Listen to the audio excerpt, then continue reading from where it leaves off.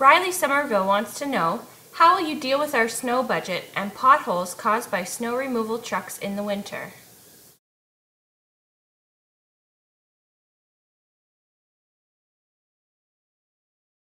The biggest concern before anything else, cost-wise, before we spend money on arena, before we spend money on LRT, before we spend money on whatever you want to spend it on an extra, you have to be able to have people commute around our city without falling in cracks and falling in potholes. Yeah, they gotta feel safe about doing it. And you know what? Every year it snows. Every year. Have you lived in the city for a year that it hasn't snowed? No. And that's one of my main platforms too. It's everyone's frustrated because every year we go through the same thing.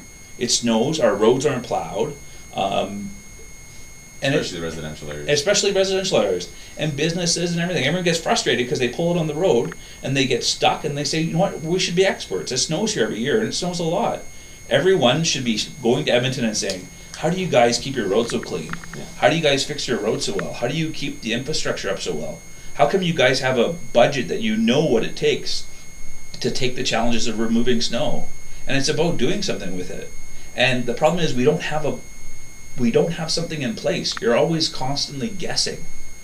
And you know what? If you budget for winter because you know it's coming in the summer, you're not going to be scratching your head and thinking about it come wintertime, freaking out because you don't know how to plow the roads.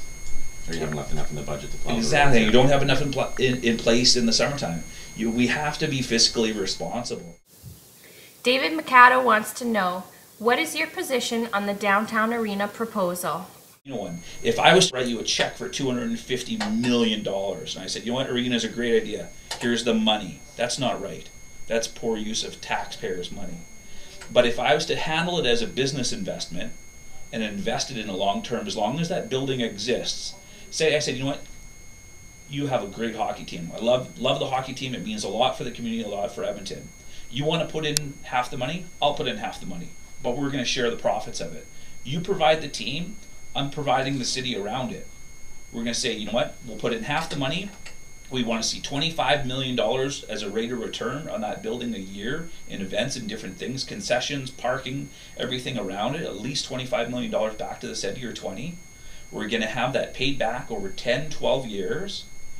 After that, we're going to use that money for infrastructure. We're going to use that money for things in our community.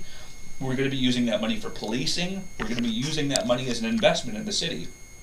And as long as that building sits there, we're going to have an investment from it in the same way the hockey team's going to have an investment from it. If you have both parties meeting with the same goal of having a greater Edmonton, then that's an investment. But if you do it with the goal of just throwing out free money, that's not right. That's poor investment.